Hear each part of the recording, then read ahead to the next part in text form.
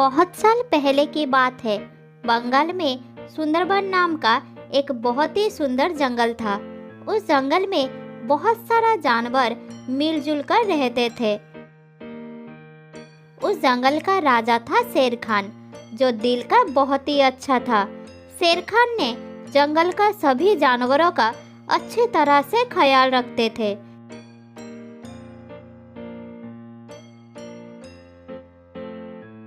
सभी जानवर शेर खान से बहुत खुश थे और मजे से अपना जीवन यापन कर रहे थे।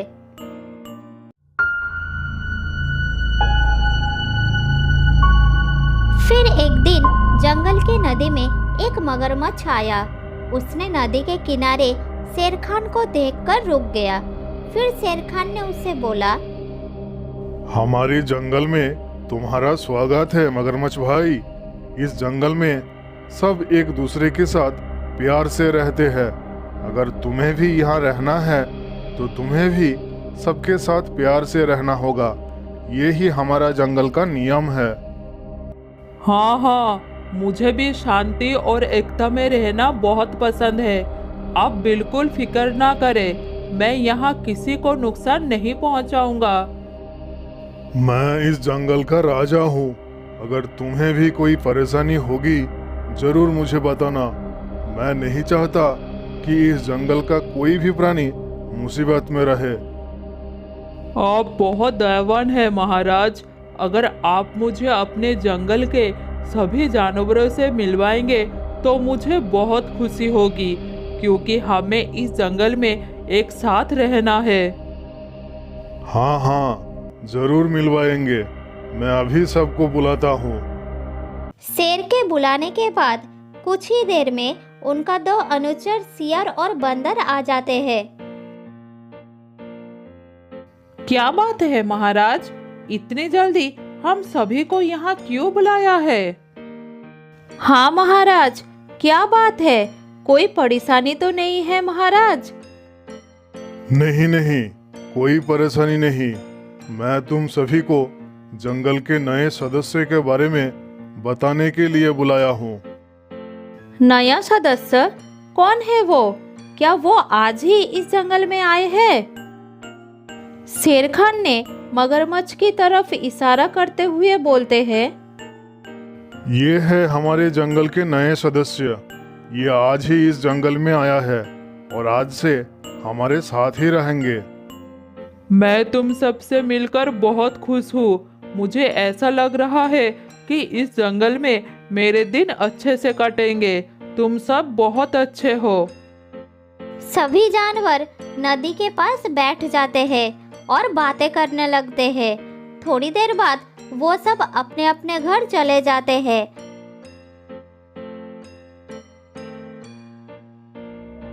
फिर मगरमच्छ अपने आप से कहता है, ये सभी कितने बेवकूफ हैं। इन्हें बुद्धू बनाना तो बहुत आसान होगा। मुझे तो लगता है इस जंगल को छोड़कर कहीं और जाने की जरूरत ही नहीं पड़ेगी। मगरमच्छ मन ही मन बहुत खुश होता है। इस तरह कुछ दिन बीत जाता है।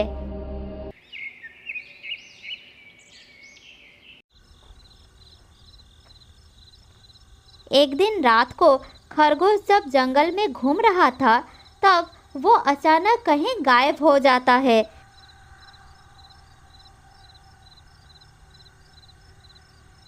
फिर सभी जानवर खरगोश को जंगल में ढूंढने लगते हैं, लेकिन खरगोश उन्हें कहीं नहीं मिलता।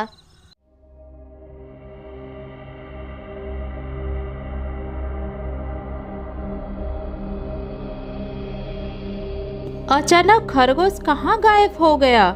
मुझे तो कुछ समझ में नहीं आ रहा। हो सकता है खरगोश दूसरे जंगल में अपने रिश्तेदारों से मिलने गया होगा।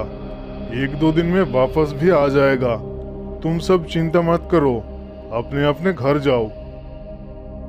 शेर की बात मानकर सभी जानवर खरगोश के गायब होने का बात नजरअंदाज कर देते हैं। लेकिन फिर भी हर दिन जंगल से एक जानवर गायब हो जाता है। ये देखकर जंगल के सभी जानवर बहुत डर जाते हैं और जानवरों को डरते देखकर शेर भी बहुत परेशान हो जाता है। अचानक जंगल से जानवर कहाँ गायब होते जा रहे हैं। हर दिन कोई ना कोई जानवर गायब हो रहा है। ये सब क्या चल रहा है मेरे जंगल में? महाराज, गधा भी कल गायब हो गया है। हमें तो बहुत डर लग रहा है महाराज। लेकिन मैं क्या करूं? मुझे तो कुछ समझ में नहीं आ रहा है। शेर बहुत चिंतित होकर अपनी गुफा की ओर चला जाता है। दोस्तों, मुझे तो लगता है कोई जादू की सहायता से ये सब कर रहा है। मुझे तो ये सोचकर डर लग रहा है कि कहीं आज रात हम तीनों में से कोई गायब ना हो जाए।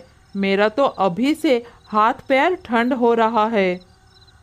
मैं तो आज रात मगरमच्छ के साथ नदी के पास वाले पेड़ पर रहने वाला हूँ और उनके साथ बहुत सारी बातें करने वाला हूँ। क्या तुम दोनों भी मेरे साथ चलोगे? हम सब यहाँ इतनी चिंता में है और तुझे मस्ती करनी है। रात भर चिंता करने से जो हो रहा है वो रोक तो नहीं जाएगा। तुम दोनों ऐसे ही चिंता करो, मैं तो चला नदी के किनारे। रात बढ़ते ही बंदर नदी की ओर चल पड़ता है।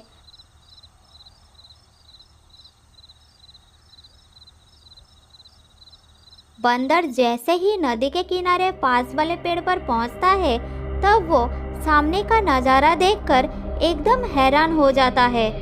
वो देखता है कि मगरमच्छ नदी के बाहर निकलकर जमीन में बैठ जाता है और पलक झपटते ही एक सुंदर सा हिरन का रूप धारण करता है, फिर जंगल के अंदर चला जाता है। ये कैसे संभव हो सकता है? क्या ये कोई मायावी मगरमच्छ है? लेकिन ये हिरन का रूप धारण करके जंगल के अंदर क्यों गया? मुझे इसका पीछा करना होगा। उसके बाद बंदर हिरन का पीछा करता है। पीछा करते करते बंदर जंगल के बहुत अंदर चला जाता है। थोड़ी देर बाद वो मायावी हिरन शेर खान के गुफा के सामने रुक जाता है। बंदर झाड़ियों के पीछे छुपकर चुपचाप बैठा रहता है। ये हिरन महाराज के गुफा के सामने रुक क्यों गया? आखिर ये चाहता क्या है?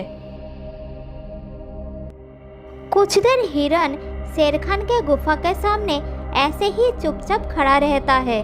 थोड़ी देर बाद शेर खान गुफा से निकलकर हिरन के सामने आता है। बंदर सारी घटना झाड़ियों के पीछे छुपकर देखता है। तुम कौन हो और इतनी रात में मेरे गुफा के सामने क्या कर रहे हो? महाराज, कृपया मुझे मारकर खा लीजिए। मैं जीना नहीं चाहता महाराज। ये तुम क्या बोल रहे हो? मैं तुम्हें तुम्हारे कहने पर क्यों खाऊंगा? महाराज, मैं अपनी जीवन से बहुत दुखी हूँ, इसलिए कृपया मुझे खा लीजिए। नहीं, मैं ऐसा नहीं कर सकता। मैं इस जंगल का राजा हूँ और प्रजा को पालन करना मेरा धर्म है, इसलिए मैं तुम्हें नहीं खाऊंगा। महाराज, मुझे मेरे दर्द भरे जीवन से आज़ादी चाहिए। आप इसका मेरी मदद समझकर ही कर दीजिए। कृपया करिए महाराज, इस प्रजा पर कृपा करिए। जब भोजन का इतना अच्छा प्रस्ताव सामने से आ ही रहा है तो मुझे भी ज्यादा नहीं सोचना चाहिए। वैसे भी ये अपने जीवन से दुखी है, इसे मारकर मैं इसकी मदद ही करूंगा। फिर कुछ देर सोचने के बाद शेर खान हिरन से बोलता है, ठीक है, मैं तुम्हारी मदद करने के लिए तैयार हूँ। धन्यवाद महाराज। चलिए नदी के पास चलते हैं। नदी के पास? लेकिन क्यों? मैं तो यही तुम्हारी मदद कर सकता हूँ। वो इसलिए कि मैं अपने जीवन को अपनी इच्छा से त्याग दे रहा हूँ। नदी में स्नान करके मैं थोड़ा शुद्ध हो जाना चाहता हूँ। शेर खान हिरन का बात मान लेता है और उसके साथ नदी की तरफ चल पड़ता है।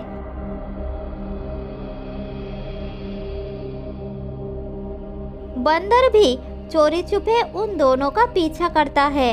नदी के पास पहुंचकर हिरन शेर खान से कहता है, हम जंगल के कितने अंदर से चलकर यहाँ आए हैं, आप जरूर थक गए होंगे, क्यों ना आप पहले थोड़ा पानी पी ले महाराज।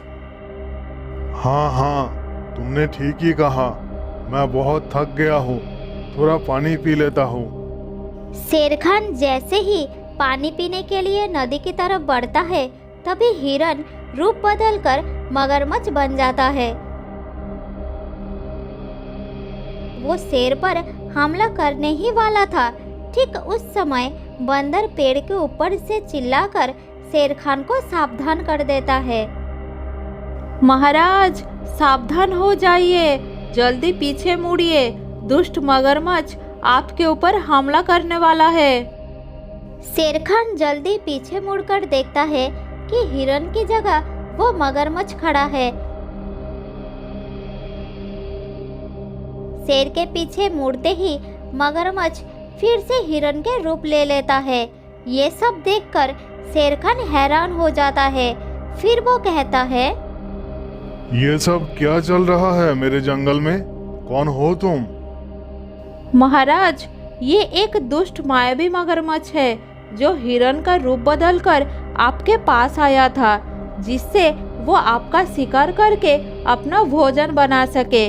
मुझे तो लगता है कि जंगल में बाकी जानवरों की गायब होने का पीछे का कारण भी यही है। हम सब तुम्हें विश्वास करके यहाँ हमारे साथ रहने का मौका दिया और तुमने हमारे साथ विश्वासघात किया। ये हमारे दोस्तों को खा गया महाराज, इसे तो मार देना चाहिए। नहीं, हम इसे नहीं मारेंगे। सजा देने से बड़ा काम माफ करना होता है। हम इसे आजाद कर देंगे। आज से ये हमारे जंगल में नहीं रह सकता। शेर खान के ऐसा कहते ही तेज रोशनी चमकती है और हिरन वापस मगरमच्छ में बदल जाता है। फिर मगरमच्छ कहता है, आपका बहुत बहुत धन्यवाद महाराज, आपने मुझे सदियों पुराने श्राप से मुक्त करवा दिया। कैसा श्राप? और तुम्हें श्राप क्यों मिला था? कई वर्षों पहले मेरी वजह से नदी में नहा रहे एक साधु घायल हो गए थे। नाराज होकर उन्होंने मुझे श्राप दिया था कि जब तक कोई जानवर मेरी गलती होने के बावजूद मुझे हृदय से माफ नहीं करेगा, तब तक मैं श्राप से मुक्त नहीं हो सकता। आज आपने मुझे माफ करके उस श्राप से मुक्त कर दिया। शेर खान उसे माफ तो कर देते हैं, लेकिन उसे जंगल में रहने की अनुमति नहीं देते। फिर मगरमच्छ उस जंगल को छोड़कर चला जाता है। बहुत दिनों पहले एक घने जंगल में एक बंदर और एक खरगोश बहुत प्यार से रहते थे।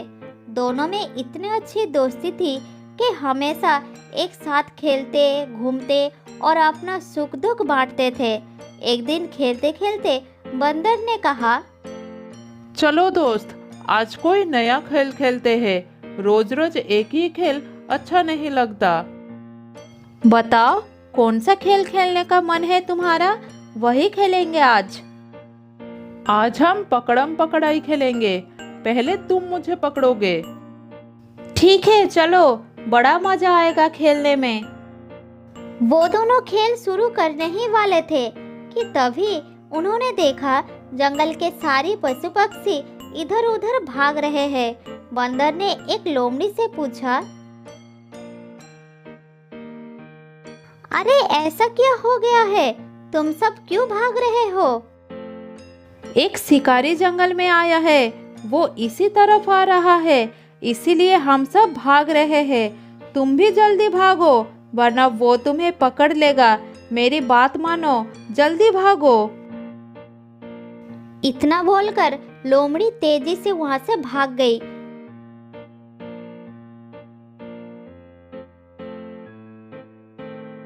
शिकारी के बात सुनते ही बंदर और खरगोश डरकर भागने लगे। भागते भागते दोनों उस जंगल से काफी दूर निकल आए। तभी बंदर ने कहा, दोस्त खरगोश, सुबह से हम भाग रहे हैं, अब शाम हो चुकी है, चलो थोड़ा आराम कर लेते हैं, मुझे तो बहुत भूख लगी है। हाँ, थकान ही नहीं, भूख और प्यास भी लगी है, थोड़ा फल खा लेते हैं, फिर आराम करेंगे। भूख तो मुझे भी लगी है, चलो फल ढूंढते हैं, ये जगह नया लग रहा है, फल कहाँ मिलेंगे मुझे मालूम नहीं।